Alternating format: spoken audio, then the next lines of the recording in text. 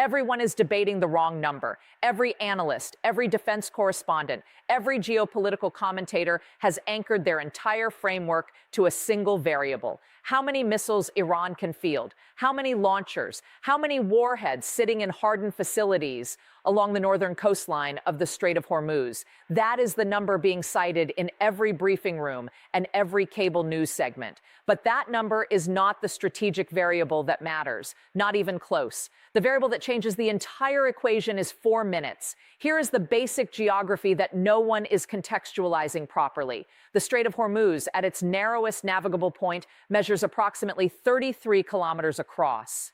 That is not a geographical footnote. That is an architectural constraint, a hard physical boundary that compresses the engagement timeline for every naval asset operating in that waterway. The Zolfaghar ballistic missile system, which Iran has publicly acknowledged and openly displayed in state military exhibitions, carries a flight time estimated at under 4 minutes when fired at targets within 200 kilometers, under 4 minutes from launch detection to terminal phase. Now hold that number against what the SM-6 intercept chain actually requires. The Standard Missile-6, the current backbone of United States naval ballistic missile defense, depends on a sequential process: early warning radar acquisition, threat classification, fire control solution computation, and intercept launch. Each of those steps has a minimum time floor. Those floors are not classified. They are embedded in the publicly available technical specifications and congressional budget justifications that the Naval Institute and defense procurement documents reference openly. The system is extraordinarily capable under conditions of adequate warning time.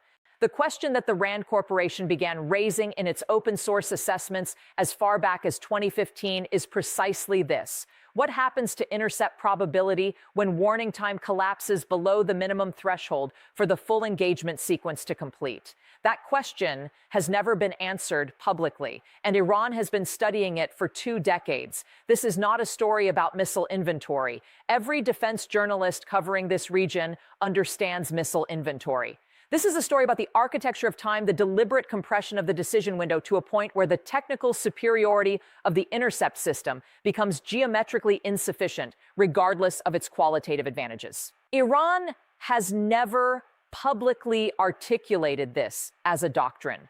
They have described individual weapons. They have announced individual exercises.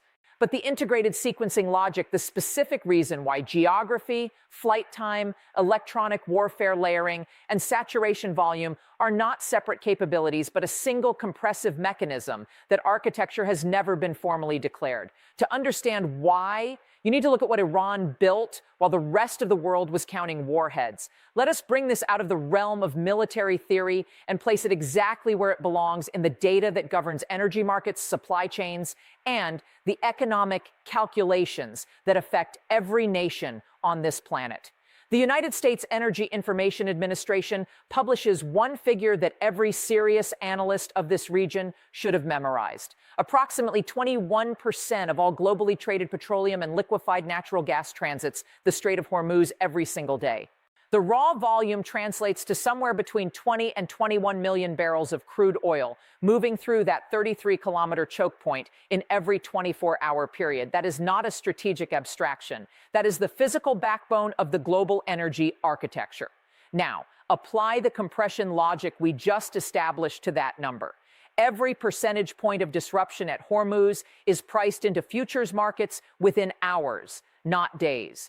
Every verified escalation event in the Persian Gulf, a seized tanker, a missile test over the waterway, a naval confrontation near Abu Musa Island, produces measurable volatility in Brent crude pricing that cascades through transportation costs, manufacturing input prices, and household energy bills across every importing economy simultaneously. This has been documented in the market response data following every significant Iranian military demonstration since 2019. Every tightening of the strategic environment around Hormuz is felt at the pump before most people have read a single headline about what caused it. This is why the technical architecture we are about to dissect is not a conversation reserved for defense researchers or intelligence professionals. It is economic information. It is the explanatory layer underneath price movements that financial media attributes to supply and demand without ever explaining the geopolitical mechanism driving the supply constraint. Understanding how Iran's layered denial system actually functions, the real sequencing logic behind it, gives you a framework for interpreting energy market signals that most commentary simply does not provide.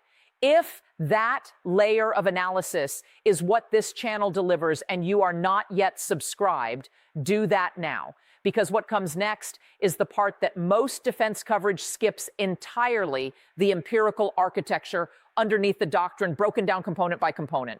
To understand the strategic weight of what Iran has actually constructed along the northern coastline of the Strait of Hormuz, you need to stop thinking in terms of individual weapons and start thinking in terms of integrated systems architecture. Because the blind spot that most analysis produces is not a failure to identify the components. It is a failure to understand how those components function as a single compressive mechanism. Let us go layer by layer. The first layer is the Zolfaghar itself and the specific technical characteristic that makes it strategically significant beyond its raw destructive capacity. Iran publicly confirmed the Zolfaghar as an operational ballistic missile system in 2017, displaying it during state military exhibitions and referencing it in official communications from the Islamic Revolutionary Guard Corps. According to open-source assessments published by the International Institute for Strategic Studies and Jane's Defense, the system carries an estimated warhead mass in the range of 500 to 570 kilograms, with a declared range extending to approximately 700 kilometers in its most recent confirmed variant.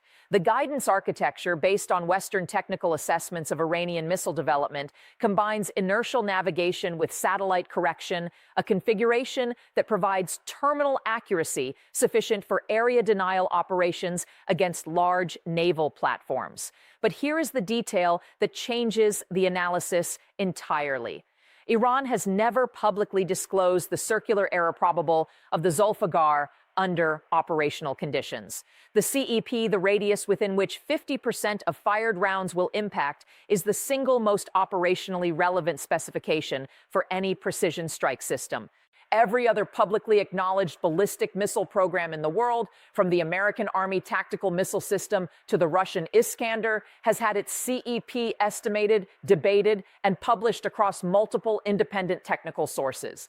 Iran's silence on this specific parameter is not an oversight. Strategic silence around a single technical specification is itself a form of information warfare. It forces adversary planners to model against a range of possible accuracy outcomes rather than a known value, which systematically inflates the perceived threat envelope.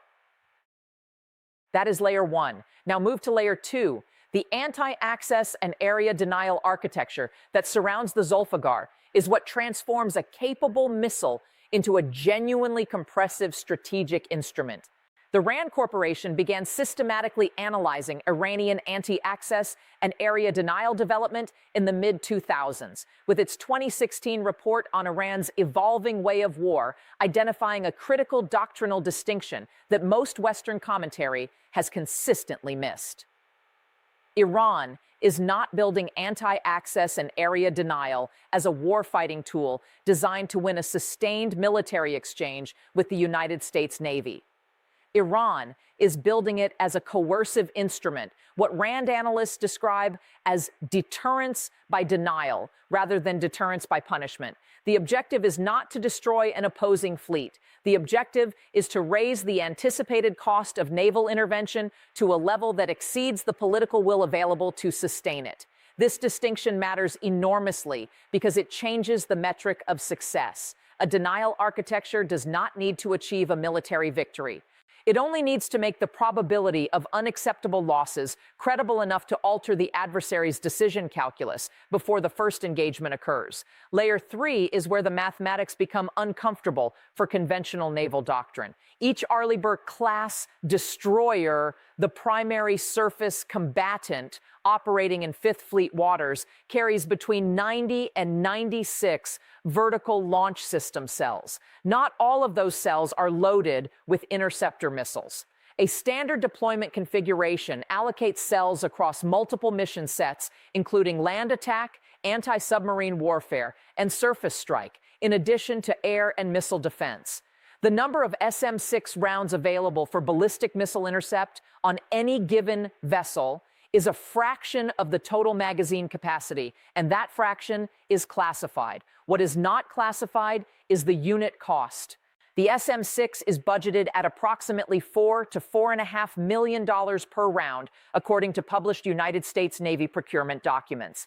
Independent open-source analysis of Iranian missile production costs, drawing on manufacturing complexity assessments, and Iranian defense budget disclosures, estimates the Zolfaghar production cost in the range of $1 to $3 million per unit.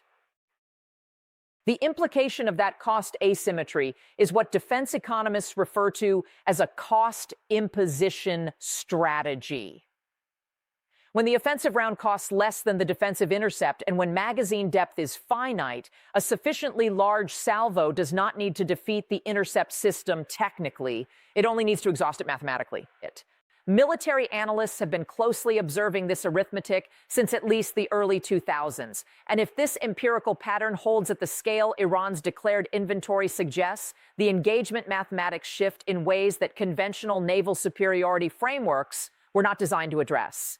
The fourth layer is the one that receives the least analytical attention, and it is arguably the most consequential: electronic warfare.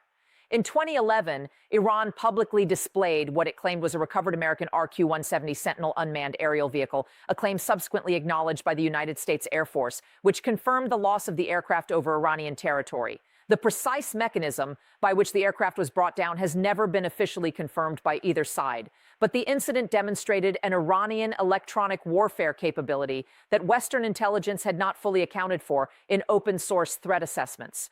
The significance of that event for naval operations in a confined waterway like Hormuz is specific and technical. Modern naval missile defense depends not on any single radar or any single launcher, but on the integrity of the data links connecting airborne early warning platforms, surface radar systems, and vertical launch batteries into a unified fire control network. The SPY-1 and next-generation SPY-6 radar systems that anchor American naval air defense are extraordinarily capable sensors, but their effectiveness is a function of the speed and reliability of the data links through which they communicate targeting solutions to intercept systems. A degraded data link, even partially degraded, even temporarily, introduces latency into the engagement sequence. And in an environment where the decision window is already compressed to under 4 minutes by the geography of the strait itself, latency is not a technical inconvenience. It is a force multiplier for the offensive system. The IISS Military Balance 2022 noted that Iran's electronic warfare architecture remains, in its precise language, the least understood component of the country's area denial capability. That assessment was not a reassurance. It was a warning. What this four-layer architecture represents: ballistic precision, coercive doctrine, cost asymmetry, and electronic degradation, is not a collection of individual capabilities. It is a single integrated compression mechanism designed from the ground up to operate against a specific adversary in a specific geography under a specific set of political constraints. The question that follows from this anatomy is not tactical, it is strategic. And it operates at a scale that extends well beyond the waterway itself. Here is where the analysis has to make a hard pivot, because everything we have just examined at the technical level means almost nothing unless it is placed inside the correct strategic frame. And the correct strategic frame is not the one most commentary uses. The dominant analytical error when assessing Iranian military capability is to evaluate it against the metric of conventional military victory. Can Iran defeat the United States Navy in a sustained exchange? That is the wrong question entirely. It is the wrong question because it is not the question Iranian strategic planners are trying to answer. The objective of the architecture we just dissected is not battlefield dominance. It is threshold manipulation, the deliberate engineering of a cost and risk environment in which the political calculus of military intervention becomes prohibitive before a single engagement occurs. This is the distinction that the RAND Corporation identified as central to understanding Iranian doctrine. Deterrence by denial does not require Iran to win. It requires Iran to make the anticipated cost of American intervention high enough and uncertain enough that the decision to intervene cannot be made with the political confidence that sustained military action requires. In a democratic system where military commitments require sustained public and congressional support, that threshold is significantly lower than it would be in an authoritarian system absorbing equivalent pressure. Iranian planners understand this asymmetry with considerable precision. It is not an accident. It is the load-bearing logic of the entire architecture. The strategic objective, then, is not Hormuz as a military prize.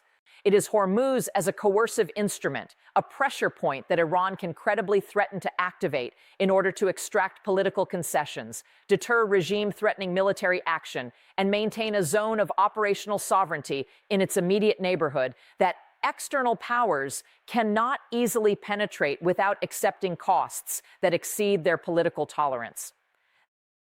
That is the strategy Iran has never formally declared. It does not need to. The architecture declares it. But this is precisely where the analysis requires a counterweight, because Iranian strategic positioning is not operating in a static environment. And the assumption that the current architecture represents a durable advantage deserves serious scrutiny. The United States Navy has not been a passive observer of the anti-access and area denial problem. The distributed maritime operations concept, which the Naval Institute and United States Naval Institute publications have been tracking since approximately 2019, represents a fundamental doctrinal response to exactly the kind of concentrated force vulnerability that area denial architectures are designed to exploit.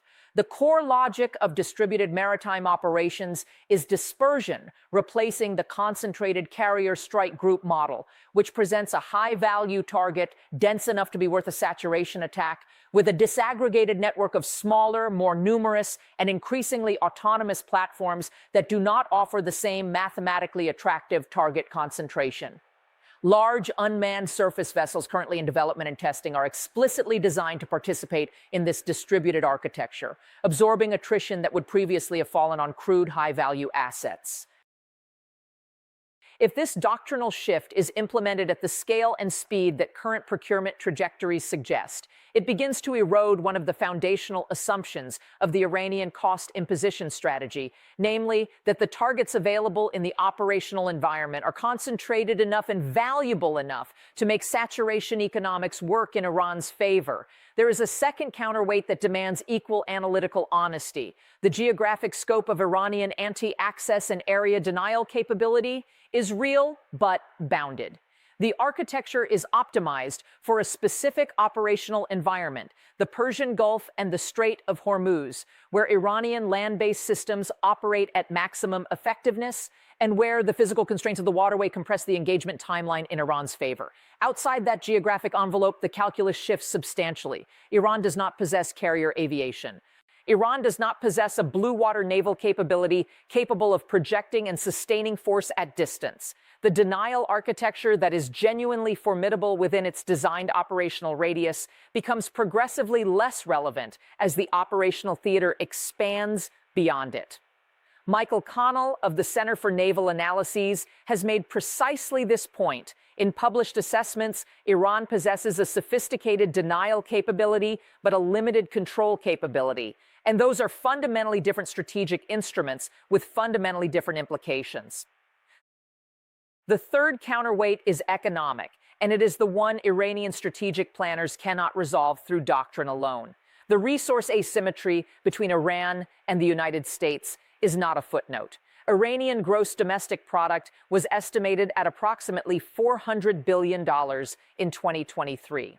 The United States defense budget for fiscal year 2024 was authorized at approximately $886 billion, more than twice the entire Iranian economy allocated to a single budget line.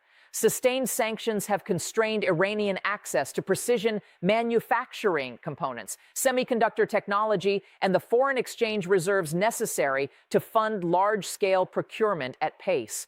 The cost imposition strategy works as long as Iran can produce offensive rounds faster and cheaper than the adversary can produce interceptors. If sanctions successfully degrade Iranian production capacity over a sustained timeline, the arithmetic of the cost exchange begins to shift in the other direction. What emerges from this full picture, the Iranian architecture and its genuine limitations simultaneously held in view, is a strategic environment defined not by one side's decisive advantage, but by mutual threshold uncertainty. Neither side can be confident about the precise point at which the other system breaks down under operational stress. And in conditions of mutual threshold uncertainty, the actual military balance matters less than the perceived military balance, because it is perception, not capability, that governs the decision to act or to refrain from acting. This is the environment in which the real power competition is taking place, not in the waterway itself, in the minds of decision-makers in Washington, in Riyadh, in Tel Aviv, in Beijing, and in every capital whose energy security and regional positioning is downstream of whatever equilibrium eventually stabilizes around Hormuz. Iran has invested decades in shaping that perception. The technical architecture is the instrument. The strategic target was never the strait. It was always the calculation. We have mapped the architecture. We have placed it inside the doctrine. We have stress-tested it against the genuine counterarguments. And what that full analytical sequence produces is not a clean conclusion. It produces a more precise version of the central uncertainty, which is exactly where serious strategic analysis should arrive. Here is what we know with confidence. Iran has constructed a layered denial architecture that is real, that is technically capable within its designed operational environment, and that has achieved a level of deterrence credibility sufficient to materially influence the decision calculus of external actors operating in the Persian Gulf region. That is not a contested claim. It is documented in the open source assessments of RAND, the International Institute for Strategic Studies, and the Center for Naval Analyses simultaneously. Here is what we cannot resolve. The variable that no technical specification and no doctrinal assessment can quantify is political will, specifically the relationship between demonstrated capability and actual decision-making under conditions of acute crisis.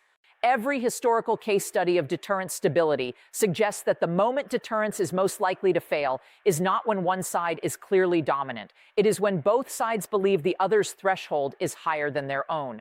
That is the precise condition that mutual threshold uncertainty produces. But the question that sits underneath all of this, the one that will actually determine the strategic architecture of the next 2 decades, is not about missiles or intercept systems or electronic warfare layering at all.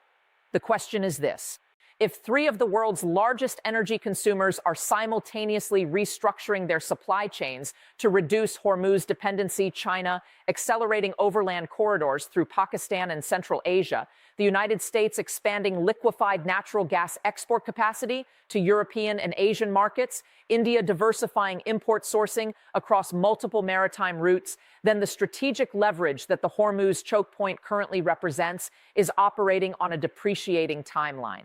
At what point does Iran's most powerful coercive instrument lose enough of its economic weight that the deterrence architecture built around it requires fundamental redesign? And when that depreciation reaches its threshold, which actor in which geography moves first to fill the resulting vacuum?